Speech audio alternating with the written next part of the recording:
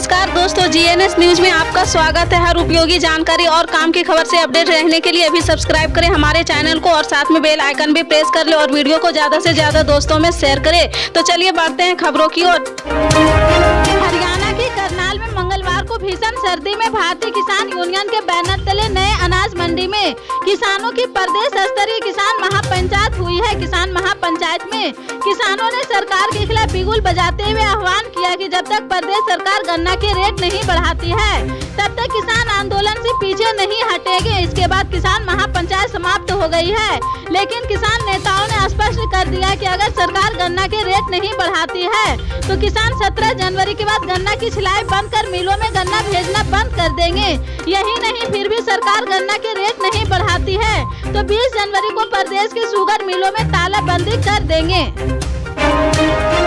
6 जनवरी को हंगामे के बाद टाले गए दिल्ली में मेयर चुनाव अब 30 जनवरी को हो सकते हैं। एमसीडी ने इस पर अपनी रिपोर्ट दिल्ली के उपराज्यपाल वीके सक्सेना को भेज दी है। रिपोर्ट में यह भी बताया गया कि 6 जनवरी को एमसीडी हाउस के अंदर क्या हुआ था। हालांकि इस पर अंतिम फैसला बुधवार शाम को लिया जा सकता है। दिल्ली नगर निगम ने 30 जनवरी को एमसीडी सदन की अगली बैठक बुलाकर चुनाव करवाने का प्रस्ताव दिल्ली के उपराज्यपाल को भेजा है। प्रस्ताव पर अगर मुहर लग जाता है तो एक और राजनीतिक विवाद के शुरू होने की संभावना है। दिल्ली में बदमाश के हमले से घायल हुए assistant sub inspector Shambhu Dayal Meena शहीद हो गए हैं। रविवार को शंभू दयाल ने इलाज के दौरान दम तोड़ दिया है। वहीं अब दिल्ली के मुख्यमंत्री अरविंद केजरीवाल ने शहीद के परिवार वालों को 1 करोड़ की सम्मान राशि देने का ऐलान किया है। सीएम केजरीवाल ने ट्वीट कर लिखा कि जनता की रक्षा करते हुए एएसआई शंभू जी ने अपनी जान तक की परवाह नहीं की है। वे शहीद हो गए, हमें उन पर गर्व है। उनकी जान की कोई कीमत पर उनके सम्मान में हम उनके परिवार को 1 करोड़ रुपए की सम्मान राशि देंगे।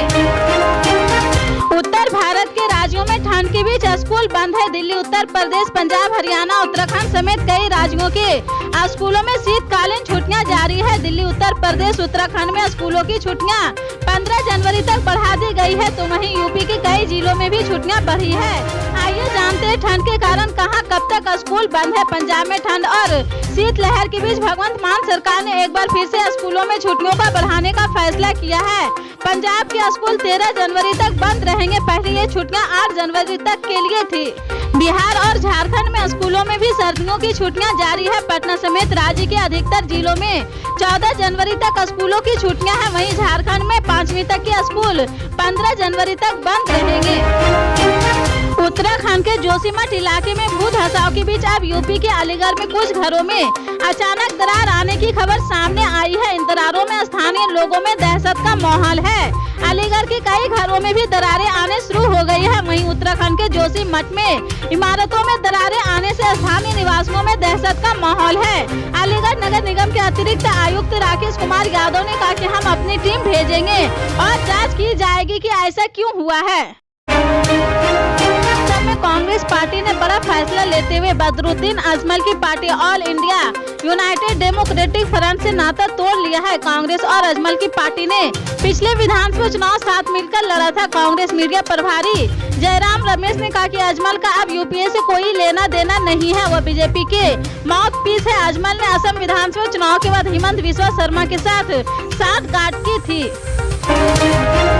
भगवंत मान सरकार ने पीसीएसी अधिकारियों को चेतावनी दी थी कि आज दोपहर 2 बजे तक ड्यूटी ज्वाइन कर ले, नहीं तो उन्हें सस्पेंड कर दिया जाएगा। सरकार की चेतावनी के बाद पीसीएस अधिकारियों का एक डेलीगेशन एडिशनल चीफ सेक्रेटरी से मिला था, जिसके बाद हड़ताल वापस ले ली गई है। पंजाब सरकार की चेतावनी के बाद पीसीएस अधिकारियों ने अपनी हड़ताल वापस ले ली है। पंजाब के पीसीएस अधिकारी 9 से 14 जनवरी तक 5 दिन की सामूहिक छुट्टी पर थे। पंजाब के एडिशनल चीफ सेक्रेटरी वेणु प्रसाद से मिलने के बाद अब वो काम पर लौटने के लिए तैयार हो गए हैं। बिहार के बक्सर में प्रदर्शन कर रहे किसानों पर पुलिस ने जमकर लाठियां बरसाई है। आधी रात को किसानों के घरों में घुसकर उन्हें बुरी तरह पीटा गया है, जिसके बाद आज किसानों का गुस्सा फूट गया है। पुलिस को किसानों के भारी विरोध का सामना करना पड़ा है। किसानों ने जमकर प्रदर्शन किया है और बसों में आग लगा दी है। पुलिस की गाड़ियां भी फूंक डाली है। इस बीच जब बिहार के डिप्टी सीएम तेजस्वी यादव से घटना के बारे में सवाल किया गया तो उन्होंने कहा यह टेक्निकल मैटर है, इसे दिखवाते हैं। उन्होंने एजेंसी से कहा दिखवाते हैं, क्या मामला है? टेक्निकल मैटर है, मेरे संज्ञान में नहीं है मामला, अभी दिखवाते हैं। बिहार के नीतीश कुमार सरकार की ओर से राज्य में कराई जाने वाली जातिगत जनगणना के खिलाफ दायर याचिका को सुप्रीम कोर्ट ने स्वीकार कर लिया है। कोर्ट ने मामले में तत्काल सुनवाई के लिए भी हामी भर दी है। सर्वोच्च न्यायालय याचिका पर 13 जनवरी को सुनवाई करेगा। अभिवक्ता वरुण कुमार सिन्हा ने जनहित याचिका में बिहार सरकार के उप सचिव द्वारा राज्य में जातिगत जनगणना कराने के लिए जारी अधिसूचना को रद्द करने और अधिकारियों को उस पर आगे बढ़ने से रोकने की मांग की है। कांग्रेस पार्टी की भारत जोड़ो यात्रा जारी है। पंजाब के फतेहगढ़ साहिब से आज भारत जोड़ो यात्रा शुरू हुई। पद यात्रा शुरू करने से पहले राहुल गांधी गुरुद्वार फतेहगढ़ साहिब पहुंचे हैं और मत्था टेका है। इस दौरान उनके साथ कांग्रेस के कई बड़े नेता मौजूद थे। इससे पहले राहुल गांधी मंगलवार को स्वर्ण मंदिर पहुंचा था और यहाँ मत्था टेका था। फतेहगढ़ साहिब में राहुल गांधी ने कहा कि वह एक जात को दूसरी जात से, एक भाषा को दूसरी भाषा से लड़ाने की कोशिश कर रहे और देश का माहौल बिगाड़ दिया है। हमने सोचा देश को मोहब्बत, एकता, भाईचारे का रास्ता दिखाना चाहिए, इसलिए हमने यह यात्रा शुरू की है। उत्तर प्रदेश में कड़ाके की सर्दी के बीच बारिश होने का अलर्ट जारी किया है। मौसम विभाग ने बारिश होने का पूर्वानुमान जारी किया है। विभाग के अनुसार 11 से 13 जनवरी के बीच यूपी के कई जिलों में हल्की बारिश हो सकती है। पश्चिमी यूपी में 2 दिन बाद ठंड बढ़ने की संभावना भी जताई गई है। IMD का कहना है कि तापमान में गिरावट के साथ ठंड का और बढ़ने का आसार है। पिछले 24 घंटों के दौरान इटावा प्रदेश का सबसे ठंडा स्थान रहा। इटावा में रात का तापमान 3 डिग्री सेल्सियस दर्ज किया गया है। मध्य प्रदेश के इंदौर में चल रहे ग्लोबल इन्वेस्ट समिट को संबोधित करते हुए पीएम मोदी ने कहा कि भारत की अर्थव्यवस्था तेजी से बढ़ रही है। भारत में प्राइवेट सेक्टर के लिए हमने डिफेंस, माइनिंग और स्पेस समेत कई रास्ते खोले हैं। विकसित भारत के निर्माण पर MP की अहम भूमिका है। पीएम मोदी ने कहा कि एक स्थिर और निर्णायक सरकार सही नियत से चलने वाली सरकार विकास को अभूतपूर्व गति देकर दिखाती है। देश के लिए जरूरी फैसले उतने ही तेजी से लिए जाते हैं। बीते 8 साल में हमने रिफॉर्म की स्पीड और स्कोर को लगाकर बढ़ाया है। गूगल ने कंपटीशन कमीशन ऑफ इंडिया द्वारा लगाए गए जुर्माने के खिलाफ सुप्रीम कोर्ट में याचिका दायर की है। अमेरिकी कंपनी की ओर से मांग की गई कि इस याचिका पर जल्द से जल्द सुनवाई की जाए।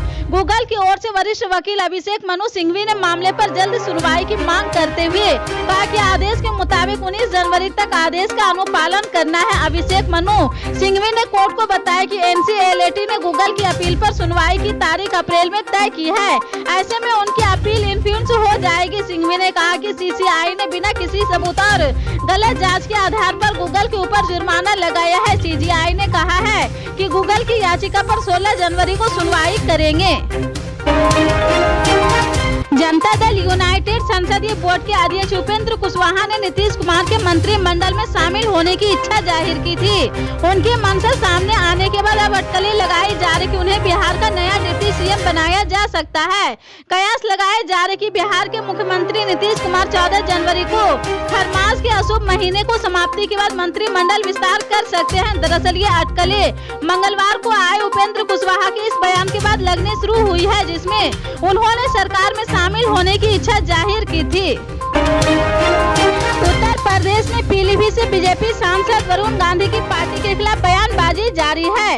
इस बीच कयास लगाए जा रहे कि वे कांग्रेस में शामिल हो सकते हैं। भारत जोड़ो यात्रा के दौरान कांग्रेस सांसद राहुल गांधी के बयान के बाद ये अटकलें और तेज हो गई है। केंद्रीय गृह मंत्रालय ने लोकसभा सदस्य चिराग पासवान को जेड कैटेगरी की VIP सुरक्षा दी है।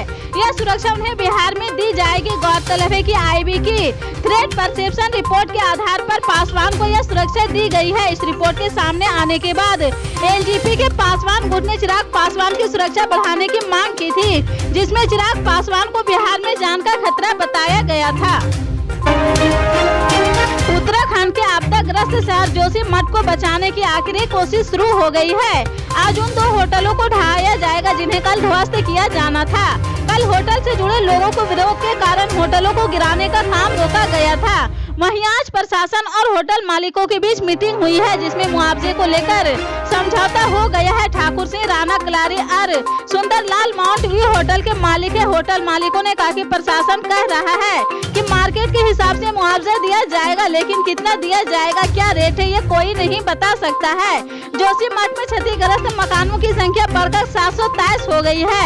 ऐसे में सरकार ने लोगों को सुरक्षित निकालने और क्षतिग्रस्त मकानों होटलों को बुलडोजर से गिराने का प्लान बनाया है, लेकिन मंगलवार को स्थानीय लोगों के विरोध के बाद इसे टालना पड़ा है। कल जोरदार विरोध की वजह से होटल नहीं गिराया जा सका है। आज इसे गिराए जाने का कार्रवाई की जानी है, लेकिन सुबह से ही विरोध के सुर तेज हो गए हैं। उत्तर भारत कड़ाके की ठंड से जूझ रहा। तापमान में रोजाना गिरावट दर्ज हो रही। जनवरी की शुरुआत में ठंड अचानक से बढ़ गई है। ठंड के साथ भीषण कोहरा भी पड़ रहा। सोमवार की रात और मंगलवार को कोहरे के चलते विजिबिलिटी काफी कम थी। वाहनों का सड़क पर चलना बहुत ही मुश्किल हो गया था। इस बीच मौसम विभाग ने राहत भरी खबर दी है। मौसम विभाग के मुताबिक उत्तर पश्चिमी भारत के लोगों को अगले 4 दिनों तक शीतलहर से राहत मिलने के आसार है। हालांकि उत्तर प्रदेश, पंजाब और हरियाणा में आज 11 जनवरी को घने कोहरे के साथ कोल्ड डे की स्थिति रहेगी। पल-पल के अपडेट जानने के लिए जुड़े रहें आप अपने GNS न्यूज चैनल से। मिलते हैं अगली बड़ी खबर के साथ, तब तक के लिए जय हिंद।